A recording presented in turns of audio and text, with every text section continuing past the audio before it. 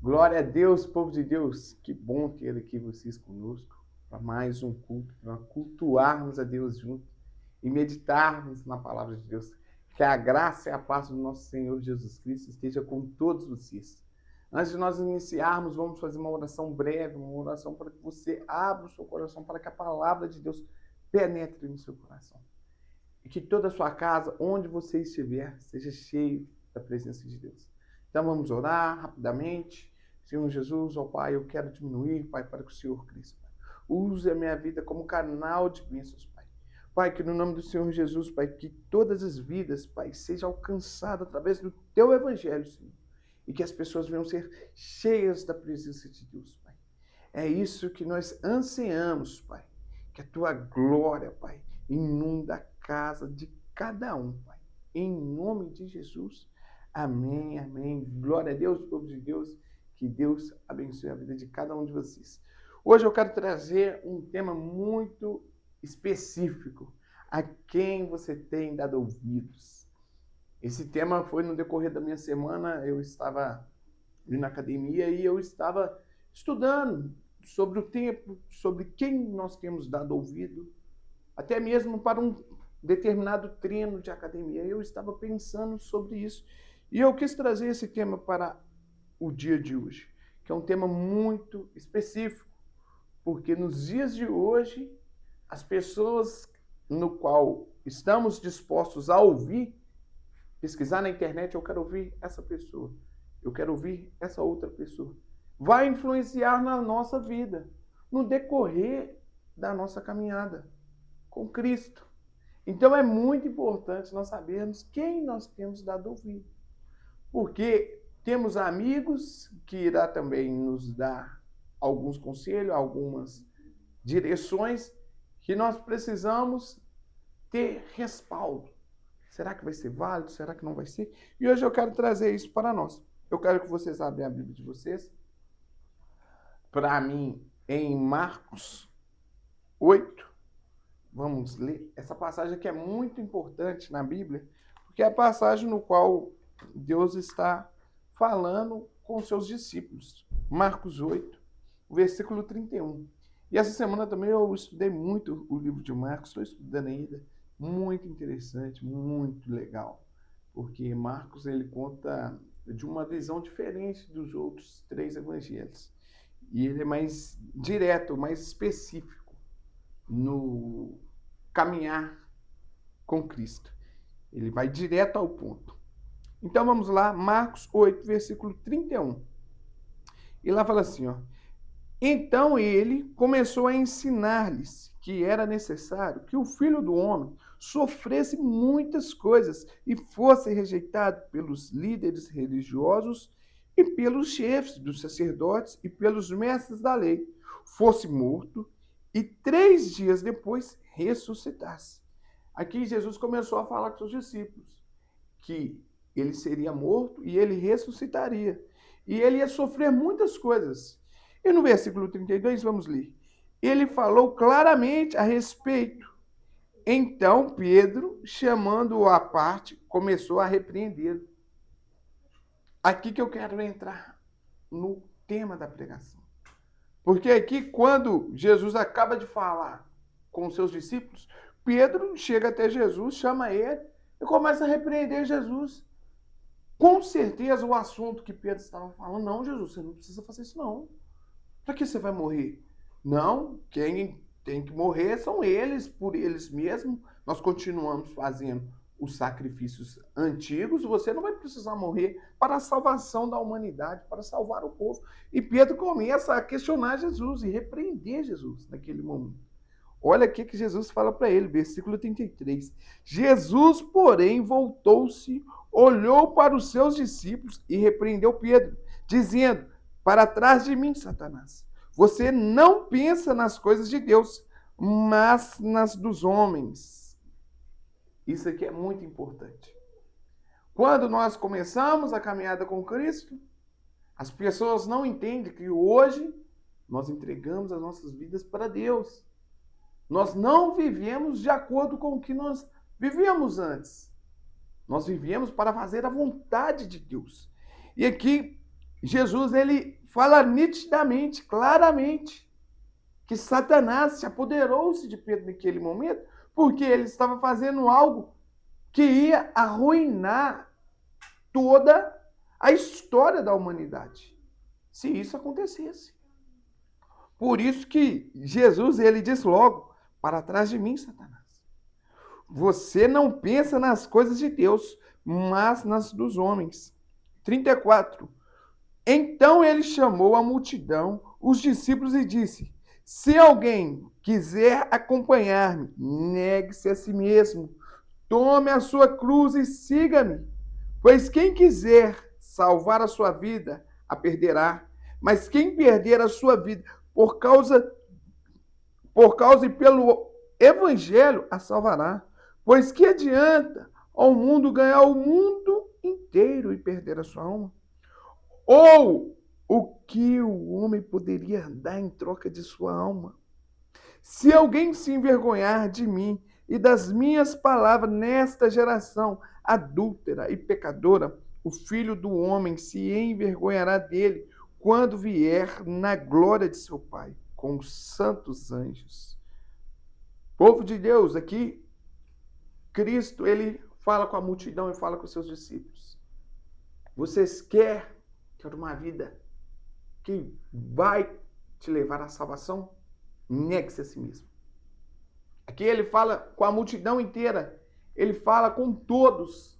Ei, você quer viver uma vida com intimidade comigo? Você vai ter que perder a sua vida. O que ele quis dizer? Perder as vontades do mundo.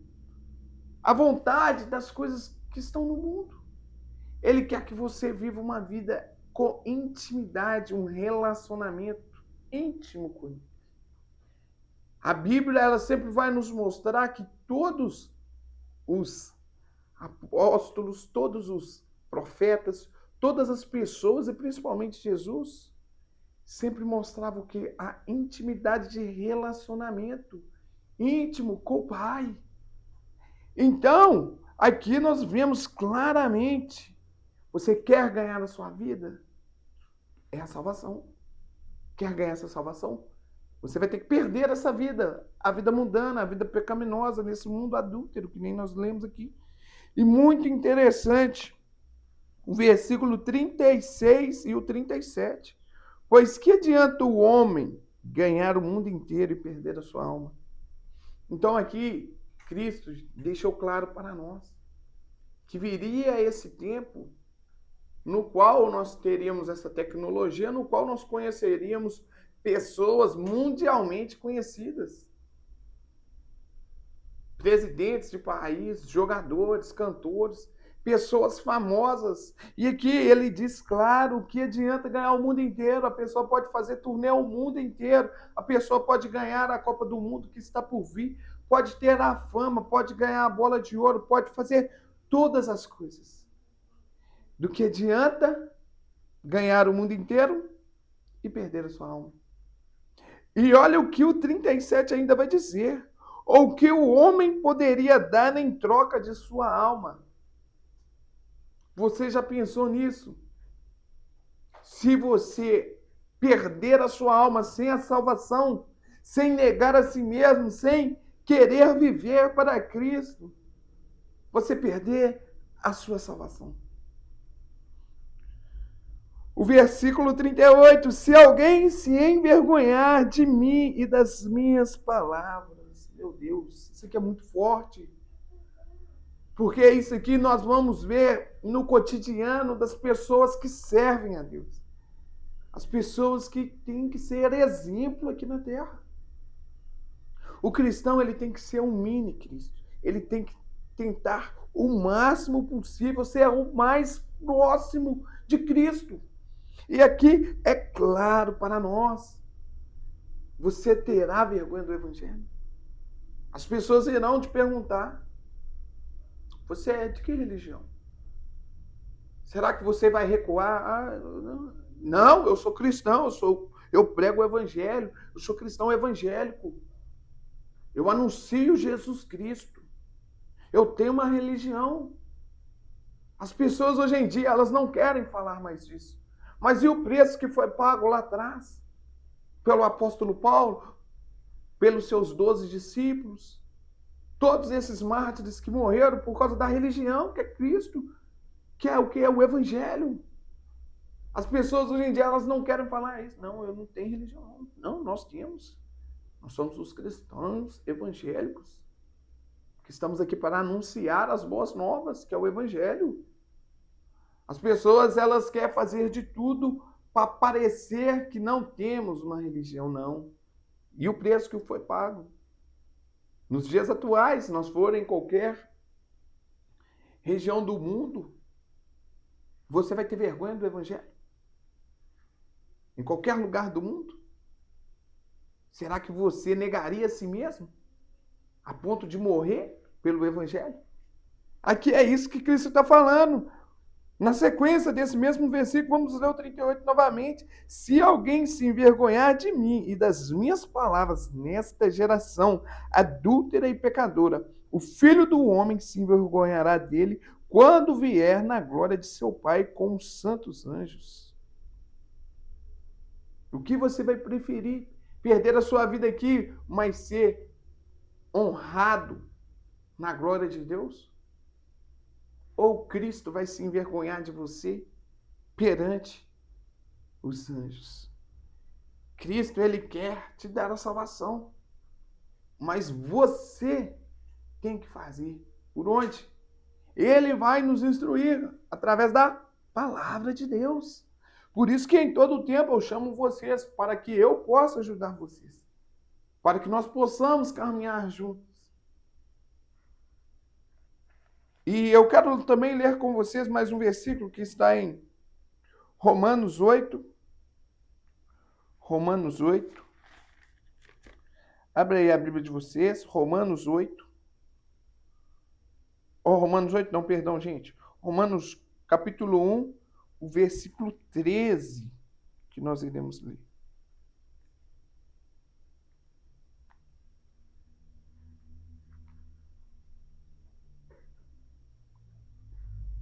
Vamos ler o 15 em diante. Fala assim, ó. Por isso estou disposto a pregar o evangelho também a vocês que estão em Roma. Não me envergonhe do evangelho, porque é o poder de Deus para a salvação de todo aquele que crê, primeiro do judeu, depois do grego, porque no evangelho é revelada a justiça de Deus, uma justiça que do princípio ao fim é pela fé. Como está escrito, o justo viverá pela fé. Olha esse versículo aqui, 16 e o 17. Vamos ler mais uma vez, para que nós venhamos entender o que o apóstolo Paulo está nos dizendo. Não me envergonho do evangelho, porque é poder de Deus para a salvação de todo aquele que nele crê. Povo de Deus, entenda isso. Aqui o apóstolo Paulo ele está mostrando para mim e para você. Quando nós anunciamos o evangelho, é o poder de Deus que está agindo na minha vida e na sua vida, ouvinte. É o poder de Deus que vai te dar força, que vai me dar força, que vai dar força para minha família. Porque é poder de Deus, é a palavra de Deus, é o evangelho, é anunciar as boas novas. O significado da palavra evangelho é isso, anunciar as boas novas. Então você quer ter o poder de Deus na sua vida? É você anunciar o evangelho. E na sequência ele fala, para a salvação de todo aquele que crê. Povo de Deus, quando eu estou aqui falando com você, você vai falar com seus amigos, com a sua família. É o poder de Deus que vai dar a salvação para todo aquele que crê. Se eu e você entendermos isso, nós não vamos cessar de meditar, de buscar e de informar as pessoas, de anunciar as boas novas para as pessoas, porque vai trazer o quê? Salvação. E o versículo 17, porque no evangelho é revelada a justiça de Deus, uma justiça que do princípio ao fim é pela fé. Olha isso. Porque no Evangelho é revelada a justiça de Deus. A justiça de Deus. Você está entendendo? Essa justiça é o juízo que Deus já está fazendo comigo, com você. A justiça de Deus está vindo através do anunciar do Evangelho, da busca pelo Evangelho, e uma justiça que do princípio, desde a criação até o fim da criação, até a consumação dos séculos, vai ser pela fé. Por isso está escrito: o justo viverá pela fé. Povo de Deus, as coisas de Deus, quando nós vamos meditando na Bíblia, nós conseguimos compreender o poder de Deus nas nossas vidas, a justificação nas nossas vidas, no qual é através do nosso Cristo Jesus. E em Filipenses 4, vamos ler mais um versículo que eu quero ler com vocês. Em Filipenses 4, eu quero ler alguns versículos com vocês. E olha que interessante, eu estava estudando e meditando na palavra e eu vi isso aqui, eu fiquei muito feliz, muito contente, muito alegre. Vamos ler o versículo 2, Filipenses 4, versículo 2. O que eu rogo a Evódia e também a Sintique é que vivam em harmonia no Senhor. Sim, e peço você, leal companheiro de jugo, que as ajude, pois lutaram ao meu lado na causa do Evangelho, com Clemente e meus demais cooperadores. Os seus nomes estão no livro da vida. Olha esse versículo. Paulo está dizendo aqui para pessoas específicas. E ele diz claro para elas: com Clemente e meus demais cooperadores, os seus nomes estão nos livros da vida. Versículo 4. Alegre-se sempre no Senhor. Novamente direi, alegrem-se. Seja a amabilidade de vocês conhecida por todos.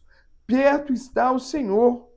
Não andem ansiosos por coisa alguma, mas em tudo, pela oração e súplicas, e com ação de graças, apresenta seus pedidos a Deus. E a paz de Deus, que excede todo o entendimento, guardará o coração e a mente de vocês em Cristo Jesus.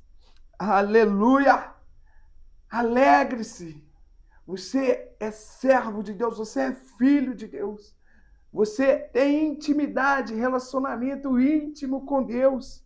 E aqui Deus deixa claro para nós, através do apóstolo Paulo, para nós não andarmos ansiosos por coisa alguma. Ele está cuidando de tudo. Da sua vida financeira, do que vestir, do que comer. Ele cuida de tudo. E além do mais, a paz de Deus que excede todo o entendimento guardará o coração e a mente de vocês. Então é o que eu quero dizer para vocês.